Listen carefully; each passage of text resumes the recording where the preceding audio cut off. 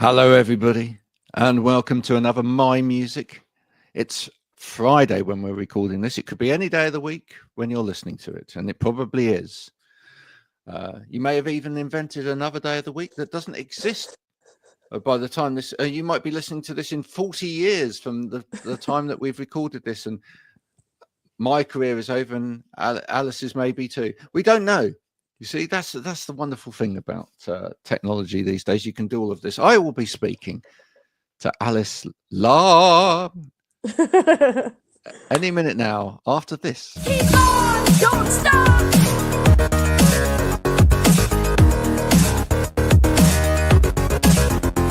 Keep on, don't stop.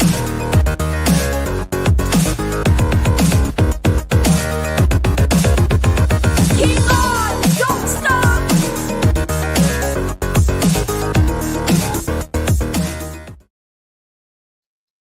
Alice, thank you so much for joining me. And can I start by saying what an absolutely magnificent cardigan that is?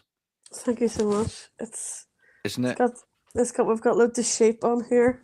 Yeah. I mean, most cardigans may have a wool element to it, but that literally is. It's actually wool. Is Especially- actually, yeah.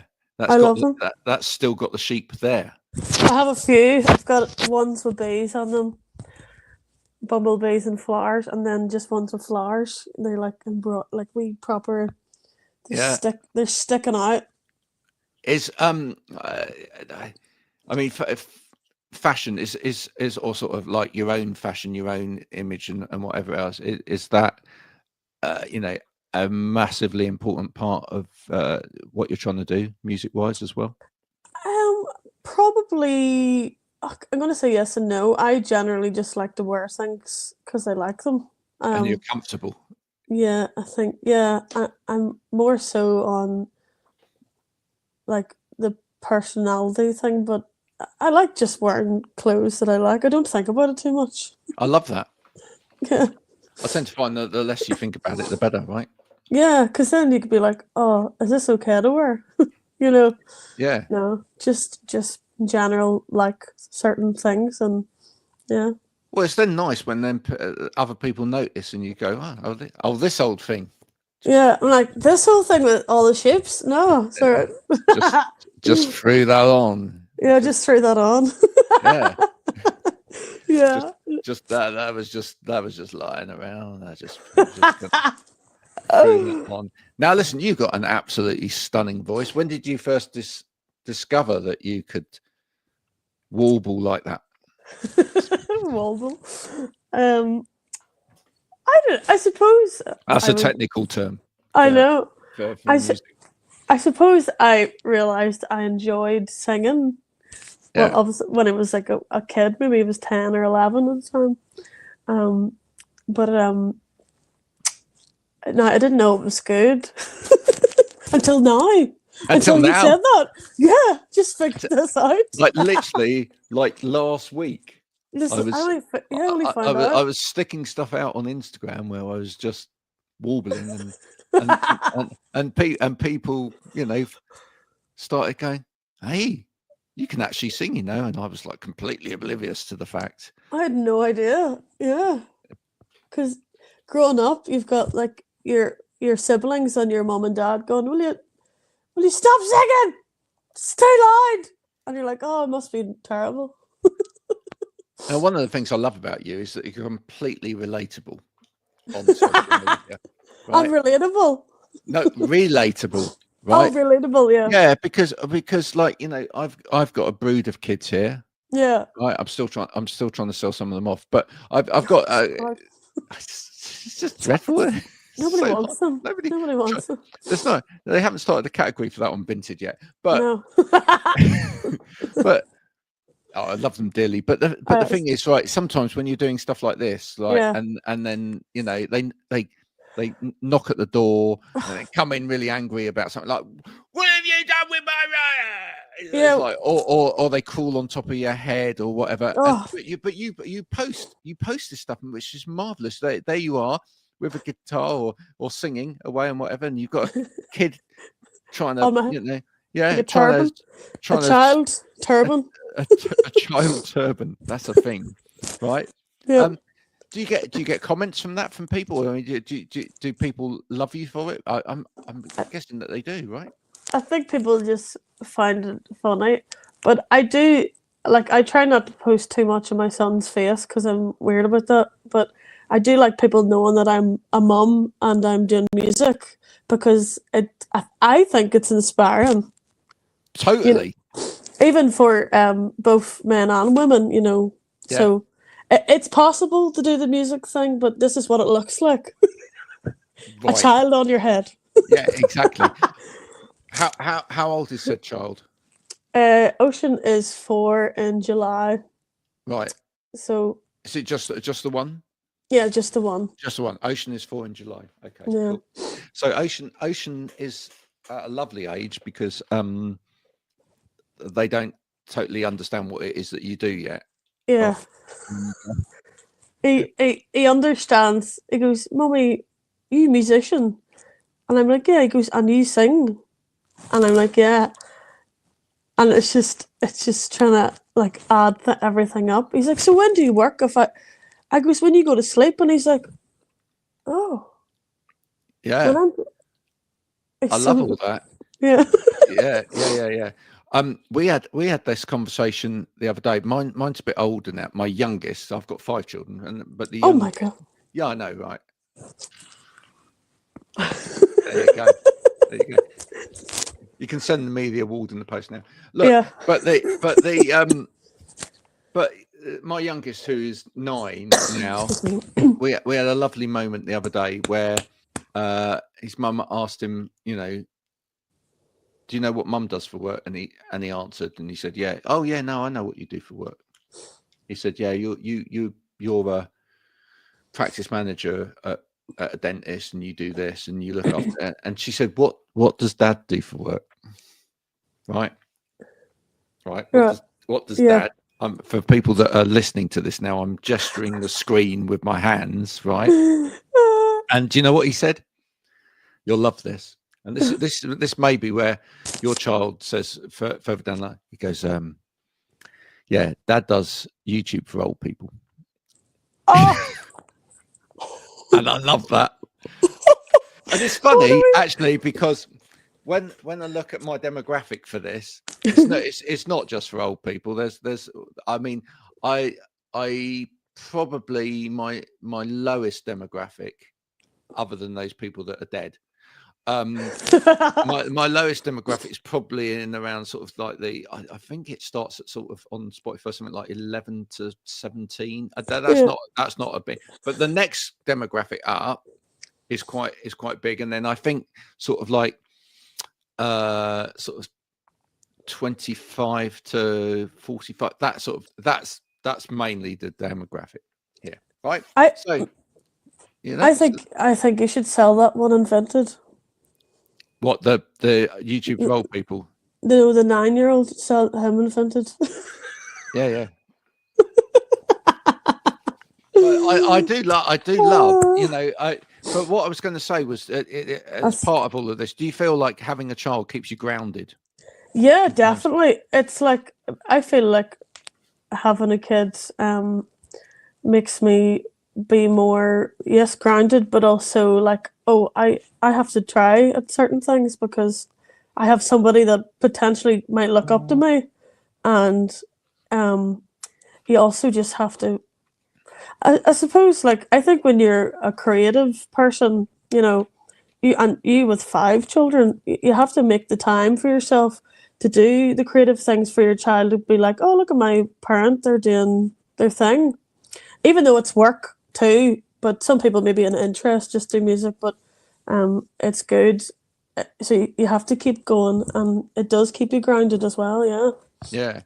But I love the fact that you're an inspiration to other mums to get out and do it, Yeah. Yeah. Do you feel like we ought to, there's a lack of celebration of like parents being musicians? I just feel that we just, it's almost like some when people get to a certain size of popularity or whatever, you know, you might see that they're a parent, but you suspect that they probably have nannies and people looking after the kids all of the time. But I think it's really reassuring when you actually see them looking after their children and doing day-to-day things and Yeah, whatever. I think that should be more. We should see that section, like that part of like musicians' lives more, because like I have a thing that I find that a lot of arty people tend to not have kids or hold off because they don't see that really. So if you can't see that, it would put you off wanting to maybe have children. And I always try to like say to my other friends, no, it's class, it's so fun. You Yeah. know, it's just you need to, if you don't see it more, then you just are put off it. So I think when you're bigger, like say for example Katy Perry, you don't really see her with her kids, and I think that's so strange. I would love to see more like big artists. I think PR companies and you know management and whatever say hide it. Yeah, and I don't. That's how is that relatable? It's not relatable, is it? No, it's not, and it's like They think it's relatable to show Katy Perry going up in a rocket to space. no, That's not relatable at all, and none of us are going to do that. Whereas we may, yeah, if we find the right person or whatever, we might become a parent. yes, and still continue to be your own person as well. Yeah, and I think that should be well normalized, like to see stuff like that more. Yeah, it would be so nice. I think it's in the same way that it actually should be more normalized. That actually, if you, you know, if you're a musician and you haven't made it by 17 or whatever, then you know that's the end of your career. I just think that's daft as well, right? Oh, that's another thing I'm kind of like weird about. It's I generally, I suppose growing up, I loved Anastasia and Yes. Sheryl Crow, and them two were deemed as old, and Shania Twain. You know, like they weren't old, but And they're all rocking it out now. and they're absolutely legends now, and they're just like it doesn't matter, but it shouldn't be. It shouldn't be like that. I feel like it's kind of changing. Yeah. Slowly, because it's so much more. Can I ask? Do you think it's worse for women? I think women get more of a brunt of that. You know, I mean, it's like we've accepted that. You know, people like Keith Richards is however many 900 years old he is or whatever, and he shouldn't be alive, but he still is. But you know, the Rolling Stones, for example, you know, people would go, the Rolling Stones, they've been on forever and whatever. It's kind of almost accepted, like men can. Yeah, I do. Be rock and roll stars when they get older or whatever, or they can start later. It's fine. But for women, I almost feel like maybe because of like the sexualization of women in music and whatever as well. It's just that because of that, you just feel like there's a massive pressure that for women, if they haven't made it by the time that they're 17 or whatever, then that's it. Yeah, I definitely agree with you on that. But and I also think it depends how the female has started her career. Like, so if she was maybe a pop singer and solidly dressed inappropriate, she would have to keep that image up. But if she was a country singer and never, you know, was a sexualized woman, you know, she could continue to do that. But it should be, I still think that it is changing, and I think that, you know, it should be advised that every woman should want to do more music as they get older, because no harm, but a 17-year-old musician is not interesting. They've had no real life experience, and it's not relatable for normal people. Well, the funny thing is when you think about like the authenticity of that is that you think sometimes you listen to like a 17-year-old singing about something, you think there's no way you've gone through that yet. Yeah. Absolutely no way.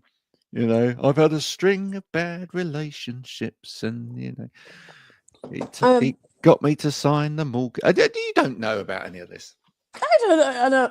I mean, I wouldn't say it for everybody, but most people, it's kind of. I think it's interesting when, for example, James Blunt, for example, the way he was in the army, and then he left, and then done the music. Like stories like that's kind of interesting. Yeah, Or say if you worked it's in. beautiful even. Yeah, it's so like, oh wow, or if you were like, you done like a really random serious job as like a lawyer, and then decided you wanted to become this like amazing artist. That's kind of a story, and then had like a family or something. That's cool because it's like, oh, that's so relatable. Yeah. So it can't be just because you're young, it should be accepted. I know, and it is when it comes to women. I don't know. It's as if when you turn 30, you're an old bag. I'm 32. Oh no. We're getting back to the vintage thing again, Vintage, unvinted. It'd be quite interesting to put yourself on Vinted, wouldn't it? Yeah. And like go, oh look, there's a mature musician there. Wonder how much hit I'll put a fiver in. Wonder what the postage would be on that. You have to. Oh God. Do you think they fit in an locker? There we go. Can't post to this address. Pick up only. Do you know what? Do you know what though? We love Vinted, and in our house, absolutely love it, and absolutely the main reason we love it is because most of the people that use Vinted, it's the locker system. It's not the postal system. So much easier, isn't it? Those lockers. What? Do you know locker? Yeah, the lockers. Basically, people send stuff via a locker, like down your local supermarket, whatever, and then you go and pick it up via the locker. Oh, that's cool. I don't know about that. Do you not know about that? Oh, it's no. Brilliant. I've actually devised a whole game show based on those lockers. That's true. Because what happens is you stand in front of them, and then you put in your number to receive your thing, and then you have to guess which of the little compartment doors is going to open. We don't have that.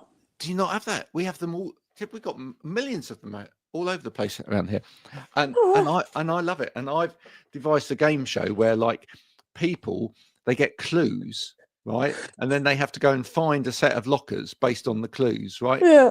And they're in teams, so they work together through this series of clues. So it's like a treasure hunt, and then they get to the right set of lockers, and then when they get there, the locker gives them a final clue, right? And the final clue will give them, if they get it right, will give them the right pin code, which will open the right door. But if they get it wrong, it will open another door, and that's a booby prize.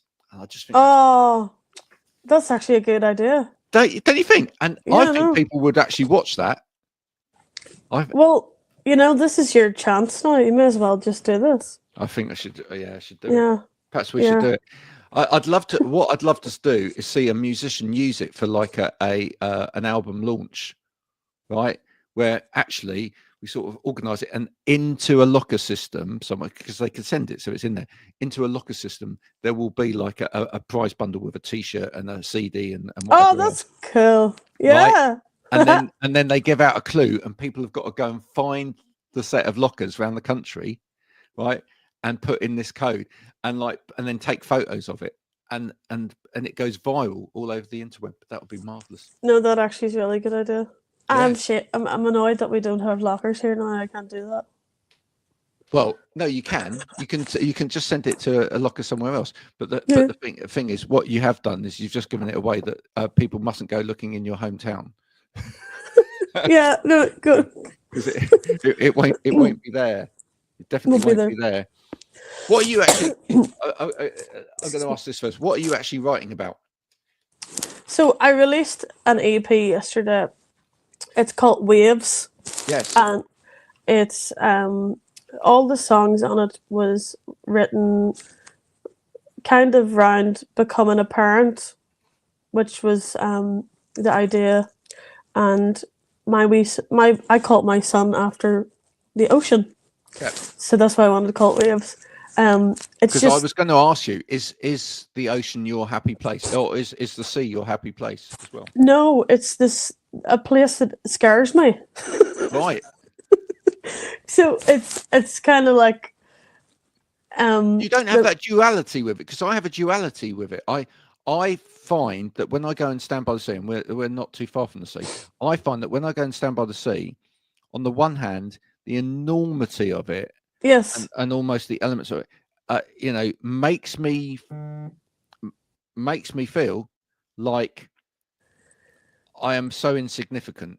yes, Right? But on the one hand, that gives me enormous peace as well, because it's almost like anything that I think is a problem, yes. it's nothing compared with that. Do you not feel that? Literally, what you just said is what I was thinking, but it's scary. So my thought of going out onto a boat on my own just resembles like life, because we can get so upset and down about the silliest wee things, but when you see the ocean, you're just like, what? Do you know what I mean? Because you're just like, you're nothing. You're just a wee tiny person, and it's kind of, you can take that negative or positive, but it's kind of like, oh right, actually, it's okay. But I wrote about taking like the waves. I picture myself and everybody else in their own individual wee boats. So that's life, our path, or whatever. And then there's always going to be storms and waves and sunshine and heat waves, and when you're sailing, and you have to take on the small waves and the big waves and try to enjoy them. So that was the main like element of writing about the EP, and that's why I wanted to call it Waves. And yeah, that's why I called my son Ocean, because it's just like such a big name. It's just a big change. I'm sure like when you first had your first child, it was just like, whoa, this so much. And I've read about there's one called Waves, there's one called Fairy Tale. It's about also having a child and nobody talking about like the downsides of postnatal depression and stuff.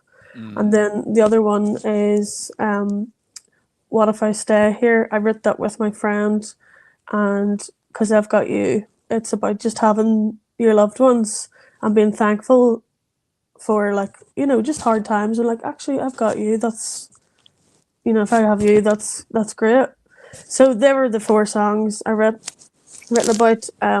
But I wrote them like a year and a half ago, 2 years, and I have been writing recently new stuff, but I'm trying to write in like old time, if you know what I mean, instead of writing like now. What era are you writing in? I think like the 1800s kind of way. Really?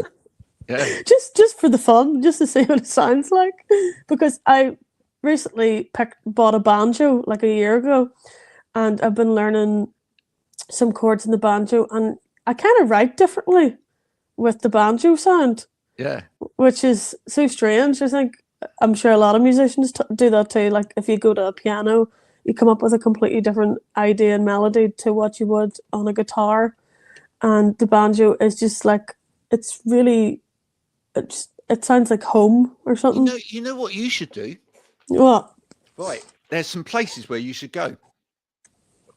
Go. Yeah, I think right, we're going to start this. There's some places where you should go to really kind of inhabit that.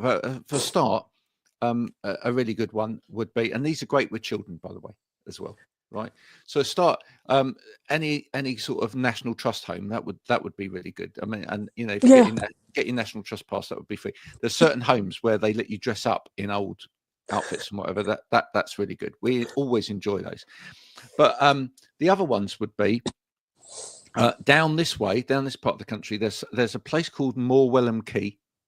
Don't know whether you ever heard of that, right? No. And then up north, there's a place called Beamish, and it's one of these like where when you walk in, it's like an old town, and everybody's wearing like Victorian costume and everything, and you're sort of back there. Morwellham Quay's like that as well, right? Yeah. So I think you should kind of inhabit one of those places for the day, and sort of like feel what it's like. Perhaps take your instrument with you, and just feel like Yeah, and then you That could talk, sounds good. yeah, you could talk about all the sort of stuff that it's like, because it's like, you get up in the morning, you go to school where you're going to get whipped on the back of the hand with a ruler, and then you're going to go, you're 11 and you're going to go and work down a mine, Oh, and then I mean, it was tough back in the old days. I know. It sounds like it was tough. Oh, there's another one as well. The back houses. This is a little journey for any of those that are out there that want to do it. The back houses. We went there last year. The back houses in Birmingham, which is National Trust, but it's one of the best ones. You go in and you get taken round this set of houses that have been preserved as they were from, I think it is from sort of the 1800s, and then they progress up through generations as you go from house to house. So you see Oh, how living standards improved or whatever, and it's frightening stuff. In the first house, right, which is the oldest house, do you know what the average age of the people that were living there were when they died? 40. 26. What? Yeah, people used to die at 26.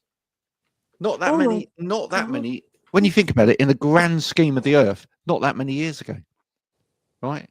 But I think that just kind of puts into perspective. And if you think about it, so younger than you are now, if you were going to die when you were that, just think how much more of a microcosm your life would be, and how much you'd have to really live each day. Oh, yeah. I mean, if you were told when you're going to die, especially at that age, you would definitely try to enjoy your days more. Wouldn't you? That's crazy. And other I people more as well. Maybe you'd actually focus on relationships more as well. Yeah, you would just be more appreciative and empathetic towards your loved ones. Yeah, Instead, I'm not talking to you today. there you go. That's There we go. crazy. 26. I hope thought it that's was only 40 or something. No, I hope that's an inspiration to you, and maybe you go and try one of those things to No, it's a good idea. I like that. I really do like that, yeah, Graham. just kind of really immerse yourself in that.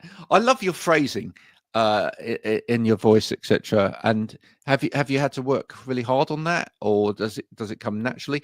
And one of the things, if people haven't checked you out yet, they really should go and check. When you do other people's songs as well, you really make it your own. And that's a really hard thing to do. Really, really hard. Oh God.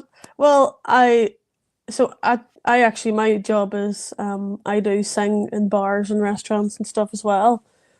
Just the cover scenes. Now if I told my band member that you said that was really good, he'd be like, "No, it's not," because I sing it completely different. He's so on point to the original. No.